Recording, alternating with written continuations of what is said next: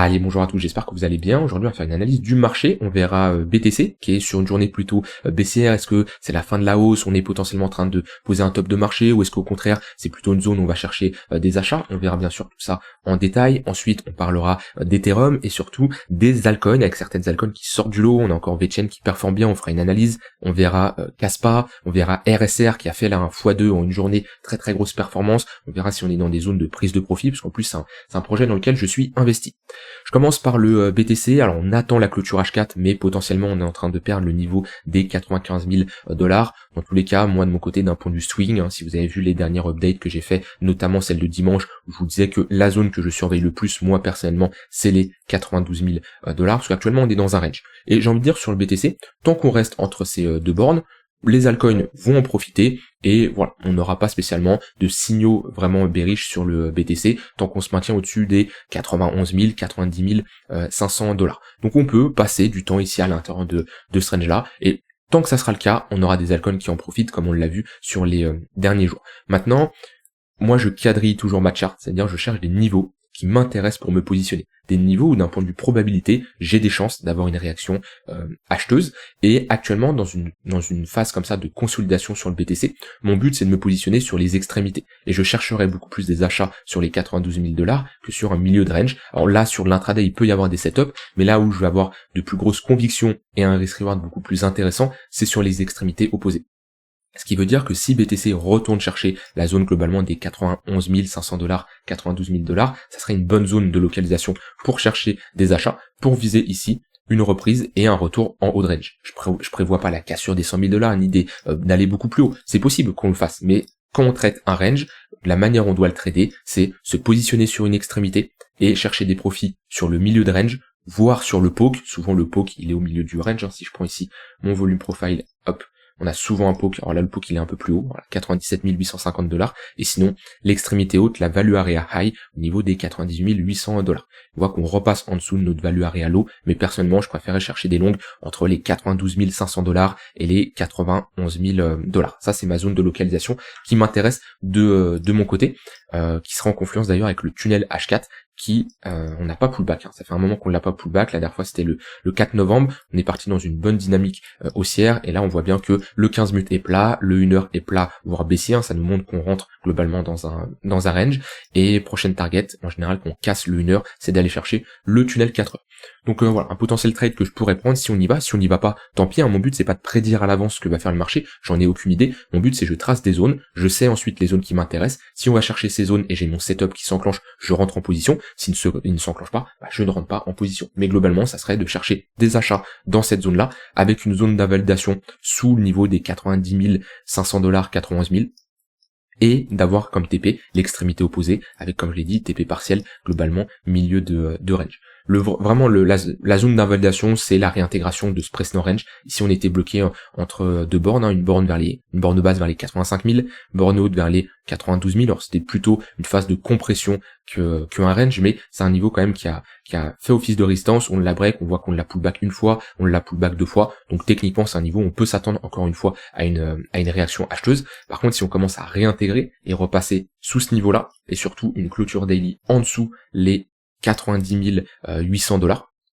ça nous validerait déjà de 1 la réintégration d'un précédent range et une pattern de top, sommet, creux, sommet plus bas ici que le précédent, break de ce niveau-là, creux plus bas que le précédent. Ça, c'est des structures de retournement. Alors, une structure de retournement en daily, ça ne nous remet pas en cause notre dynamique haussière long terme, surtout qu'on est sorti d'une grosse phase de compression ici, un gros range pendant 8 mois, donc c'est pas ça qui va inverser notre dynamique, mais on pourrait poser un top de marché temporaire pour quelques semaines si on commence à s'affranchir du niveau des 90 800 $, et on peut mettre des niveaux d'extension qui nous donnent des zones de prise de profit théorique. On pourrait s'attendre à une réaction acheteuse, globalement 85 000 $ au niveau des 118 de Fibo, voire les 81 000 $, 82 000 pour être plus précis.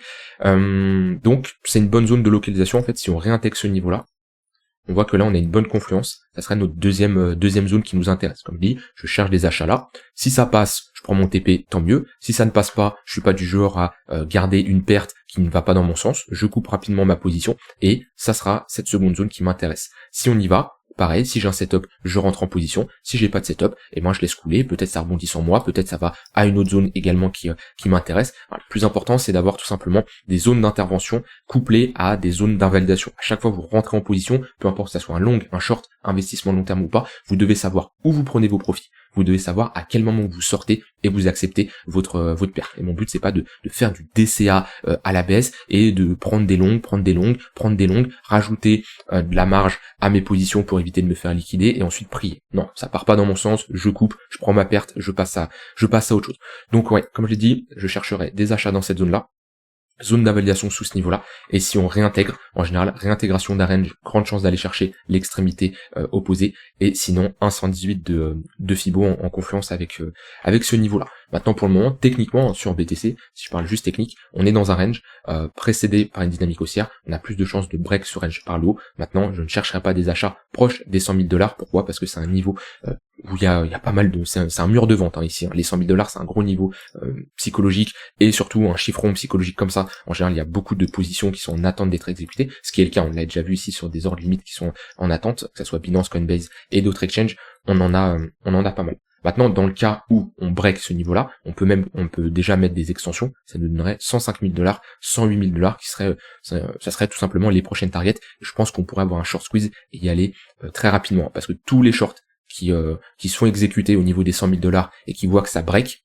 attention, ils pourraient clôturer leur position et on pourrait avoir un short squeeze, parce que je rappelle, un short qui clôture sa position, c'est un rachat au marché. Voilà, vous avez mes différentes targets sur le BTC. Ensuite, comme je l'ai dit, d'un point de vue hors de limite, on n'a pas grand chose. Après, chiffron psychologique, 93 000, 92 000. Sur Coinbase, pareil, 93 000, 92 000. 90 000 également, mais voilà, c'est des chiffrons psychologiques assez classiques. On n'a pas spécialement de niveau intéressant là quand je regarde comme ça. Sur du beaucoup plus court terme, globalement, moyenne mobile orientée à la baisse. Voilà, on voit qu'on évolue sous les moyennes mobiles court terme, le 15 minutes qui va cross le 1 heure à la baisse. Donc pour le moment, on est clairement dans une dynamique baissière. On voit qu'on s'est fait rejeter dans le tunnel 15 minutes. Donc là, la trend est baissière et comme on dit, la tendance est votre ami, donc cherchez toujours à jouer dans le sens de la tendance. Ici, sur de l'intraday, sur du scalp, vaut mieux chercher des shorts, à moins qu'on a une réintégration de ce niveau-là. On serait tout simplement sur un break, déviation, réintégration. On aurait des chances d'aller chercher les 96 500 $. Pas grand chose à ajouter de plus sur le BTC. Dans tous les cas, c'est pas celui qui m'intéresse le plus en ce moment. Je me concentre beaucoup plus sur les altcoins parce qu'il y a des opportunités et on l'a vu, on rentre selon moi dans une altcoin season avec le break de la Bitcoin dominance par le bas. Si je me mets en daily, voilà, techniquement on est sorti du bas de ce canal haussier. Alors vraiment la confirmation, ça serait bien en weekly de vraiment clôturer en dessous de ce niveau-là, parce que là on est quand même sur une tendance haussière weekly.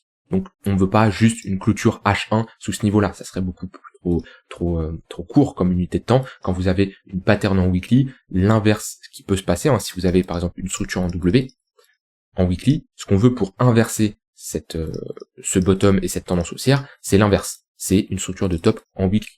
On est toujours sur les mêmes unités de temps. Quelqu'un qui voit une pattern bullish en monthly, c'est pas une structure baissière en 1 minute qui va inverser la pattern bullish en monthly. Ça, c'est un point important. Donc, ici, on était clairement dans une hausse et dans une dynamique haussière qui a commencé en 2023. On veut des clôtures weekly sous ce canal, le bas de ce canal haussier, et également sous le tunnel daily, comme c'est le cas. Surtout là, pour la première fois depuis un moment, on a un tunnel daily qui redevient plat, voire baissier, et des moyennes mobiles qui sont bien orientées à la baisse. Vous voyez, 15 minutes sous le 1 heure, 1 heure sous le 4 heures. Ça nous permet, la Bitcoin dominance, c'est quoi? C'est tout simplement que représente la capitalisation boursière du Bitcoin par rapport aux autres crypto-monnaies, à la totalité de la capitalisation boursière des cryptos. Aujourd'hui, la market cap du BTC représente 56% de la capitalisation boursière de l'ensemble du marché des cryptos. Et déjà 60%, ça me paraissait surévalué, j'en avais déjà parlé. 56, on est toujours sur une surévaluation, selon moi. Et ça me surprendrait pas si on a une altcoin season, c'est-à-dire des altcoins qui performent. Alors une altcoin season, c'est pas spécialement les altcoins qui performent contre le dollar. En général, c'est le cas, mais techniquement, une altcoin season, c'est des altcoins qui performent contre le BTC. On peut avoir une dynamique baissière sur les marchés et être en altcoin season. Admettons, on a un BTC qui prend moins 20%, moins 30% sur quelques semaines. et les altcoins qui prennent que moins 5%, moins 10%, ce qui est rare, ça arrive jamais, hein. Souvent les altcoin season c'est dans une dynamique haussière, il y a tout qui peut, mais dans ce genre de configuration, on serait dans une altcoin season, et on aurait une baisse de la Bitcoin dominance, pourtant l'ensemble du marché, donc contre le dollar, contre l'euro, contre ce que vous voulez, serait dans une tendance baissière et perdrait de leur valeur. Mais voilà, la majorité des cas, quand on a un BTC qui chute, on a des altcoins qui chutent beaucoup plus. Mais si on a une altcoin season et vraiment une rotation des capitaux de BTC vers les altcoins, ça me surprendrait pas d'aller chercher les 48%. À voir si ce niveau tient, et après on peut aller potentiellement plus bas, 40%, mais j'ai envie de dire étape par étape. Ether qui est plus faible en ce moment, il a du mal à break, de toute façon. Ether, vraiment le signal, c'est on passe les $4000. C'est le gros niveau, hein. Là, hop, d'ailleurs je vais le mettre en rouge. C'est vraiment la grosse zone de résistance. Il y a rien au-dessus, et je pense qu'on pourra avoir une très forte accélération sur Ether si on commence à s'affranchir de ce niveau.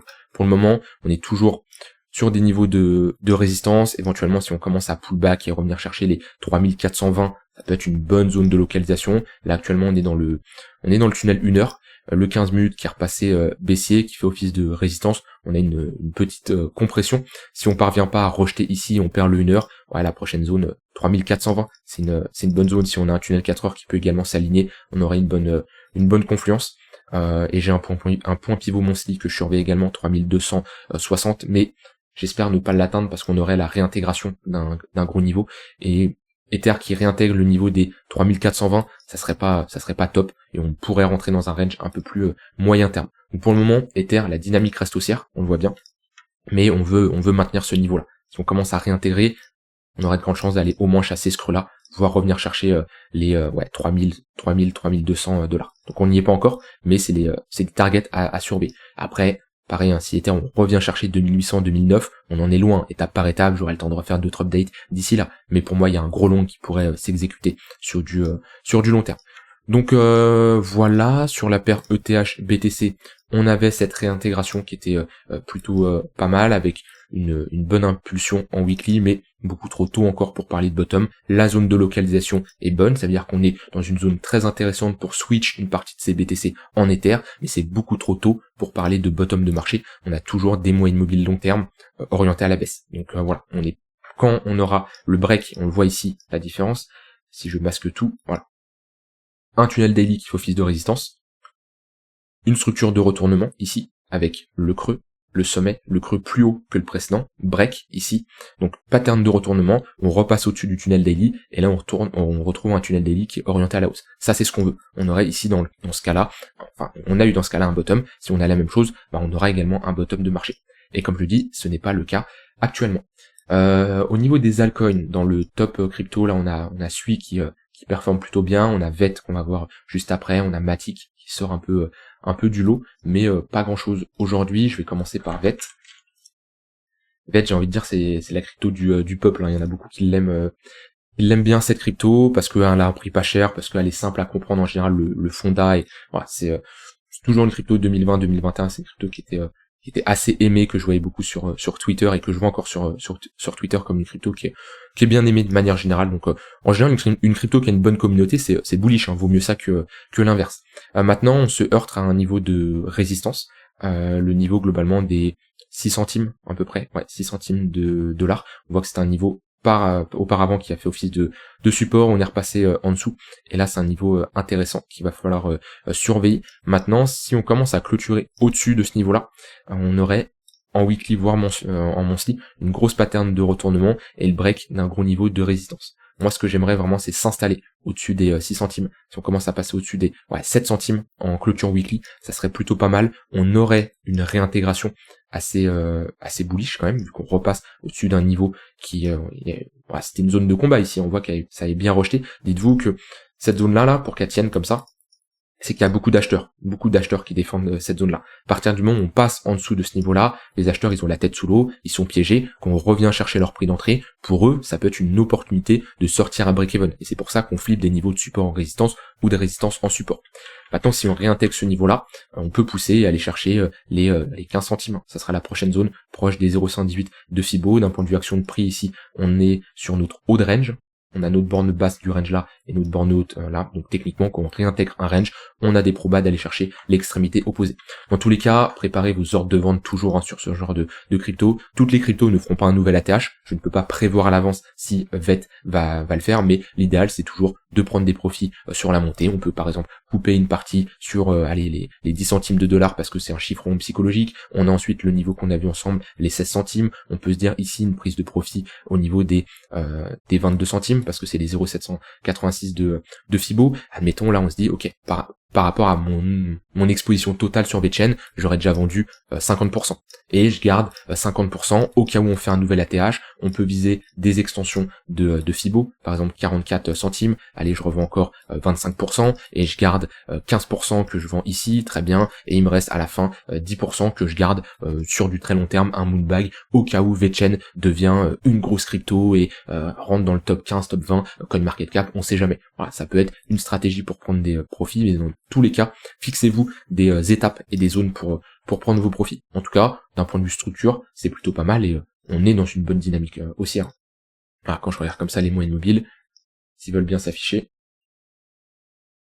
ils ont du mal à charger, très bien. Voilà, le 15 minutes qui est au-dessus du 1 heure, le 1 heure qui est au-dessus du 4 heures, on bute comme je dis sur résistance, mais si on a des replis, pour ceux qui font de l'intraday ou du swing, tunnel 1 heure, voire même tunnel 4 heures si on doit corriger beaucoup plus bas, c'est des bonnes zones de localisation.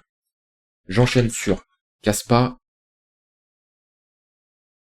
Kaspa, c'est une altcoin qui m'intéresserait moins personnellement pour plusieurs raisons.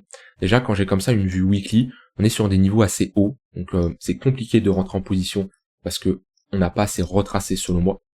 Ouais, si on était revenu chercher 0,118, 0,786, ça c'est une bonne zone pour se positionner. Ici, on est déjà d'un point de vue prix beaucoup trop haut et d'un point de vue risk-reward, c'est pas spécialement intéressant. Et surtout, on est dans un range bloqué entre deux bornes alors qu'on a toutes les altcoins qui performent bien.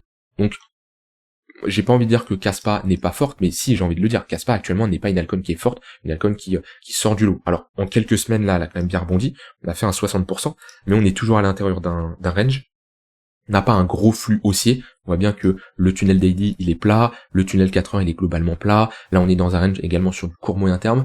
Pour trader la tendance, c'est pas la meilleure crypto.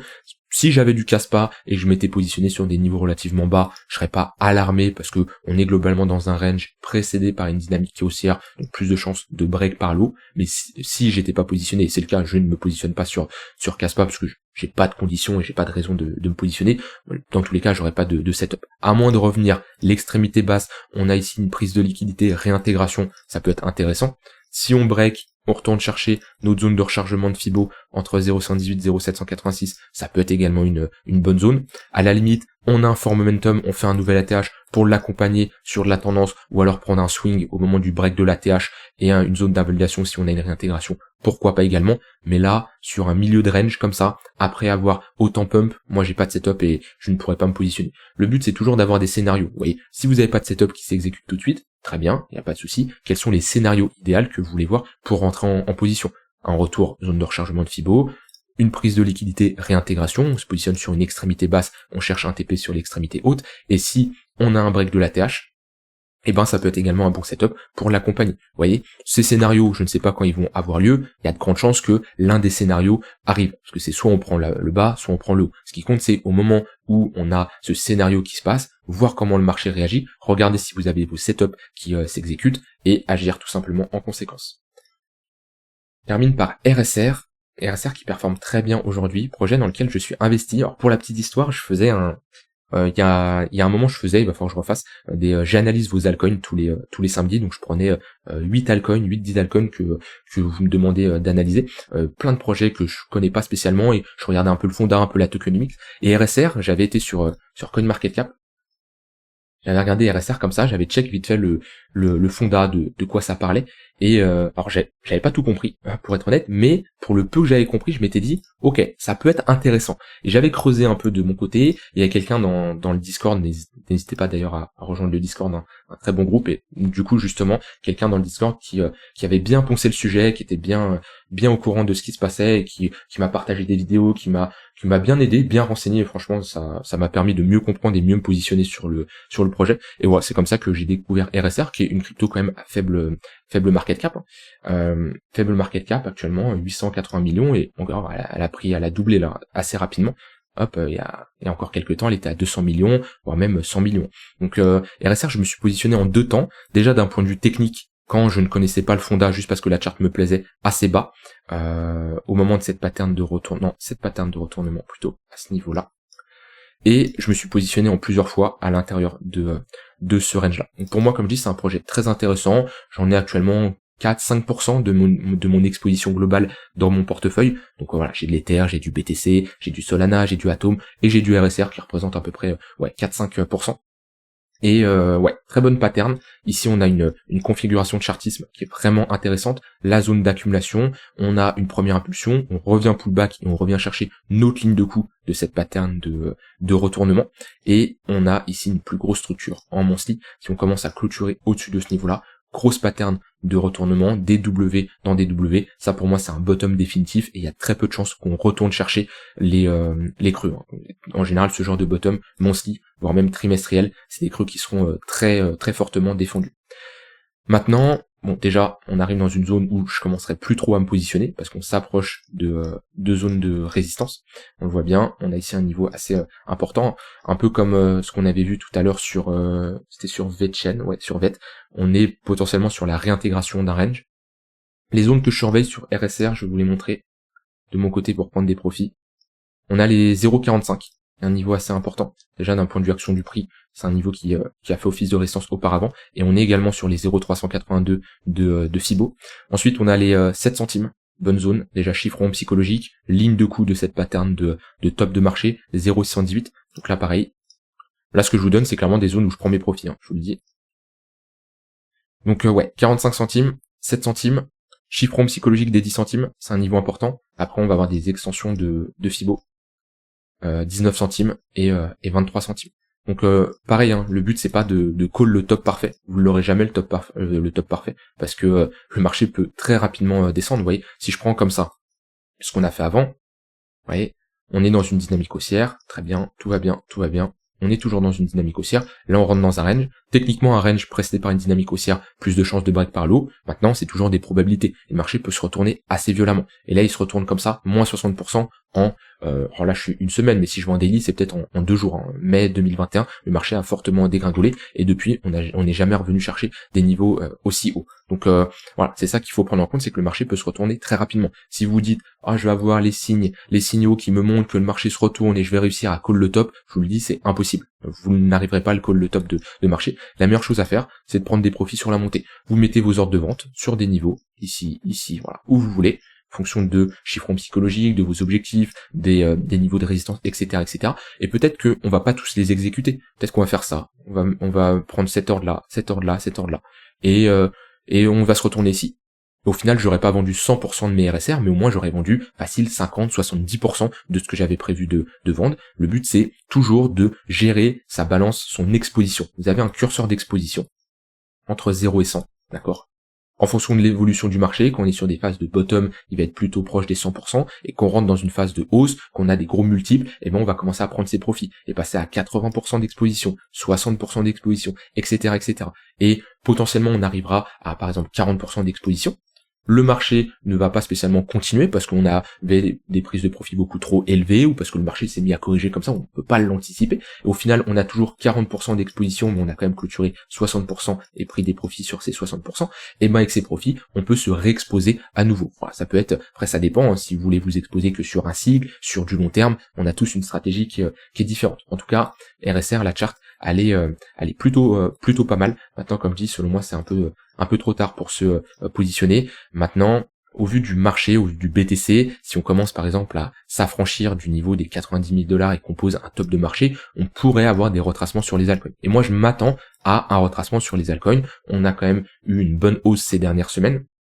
On aura des phases de retracement avec un moins 20, moins 30%, ça peut aller assez rapidement. Si c'est le cas, vous mettez des moyennes mobiles, les pullbacks, tunnel 1 heure, tunnel 4 heures sont des bonnes opportunités. Et attention aux effets de levier, vous voyez sur ce genre de mouvement, on est déjà sur un moins 15%, on a sorti énormément de gens qui utilisaient des effets de levier assez importants.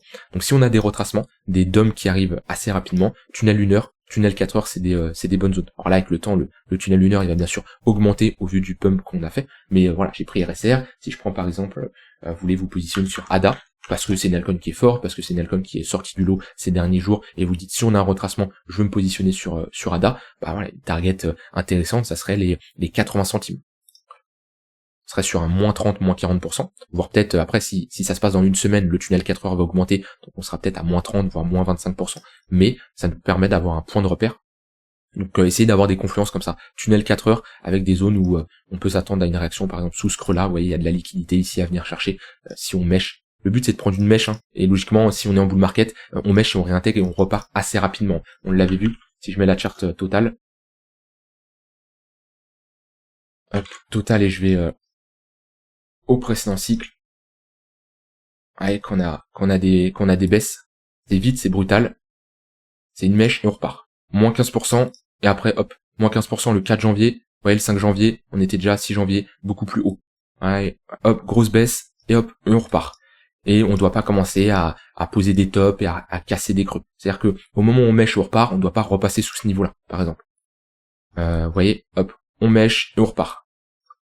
Et ça, voilà, c'est comme ça que le marché se comporte. Après oui, bien sûr, des fois il y a des phases, il va un peu plus bas, et quand le 4 heures il commence à casser, vous voyez là on a une bonne dynamique haussière. Quand le 4 heures casse, déjà on peut se dire qu'on a un affaiblissement et on peut s'attendre d'aller chercher ensuite le tunnel daily comme on a ici. Mais logiquement qu'on a un fort momentum, qu'on est vraiment dans une dynamique, c'est on baisse et on repart direct. Et ça suffit pour se positionner sur les altcoins. Je suis sur Total ici, donc ça inclut même le BTC. Total 3, ça veut dire qu'on aura une performance beaucoup plus basse, moins 20%, c'est des opportunités pour se positionner. De toute façon, vous prenez Total, même comme je l'ai dit, on peut prendre Total 3. Les baisses de moins 15, moins 20%, c'est de bonnes zones de localisation pour vous positionner de manière générale. Voilà, je vous laisse avec ça. En tous les cas, comme je l'ai dit, je vous ferai une update en fonction de comment le marché évolue, comme d'habitude. N'hésitez pas à rejoindre le groupe privé, le groupe Discord, c'est entièrement gratuit. On partage des conseils, des analyses, des idées de trade. Il y a des gens très pertinents. C'est une communauté qui s'agrandit, qui cherche tout simplement à grandir, que ça soit trading, que ça soit investissement, que ça soit crypto, airdrop, DeFi. Vous avez plusieurs types de profils que vous pouvez tout simplement échanger avec eux. Je vous mets le premier lien en description et je vous souhaite une très bonne journée. Je vous dis à demain pour une prochaine vidéo. Bye bye.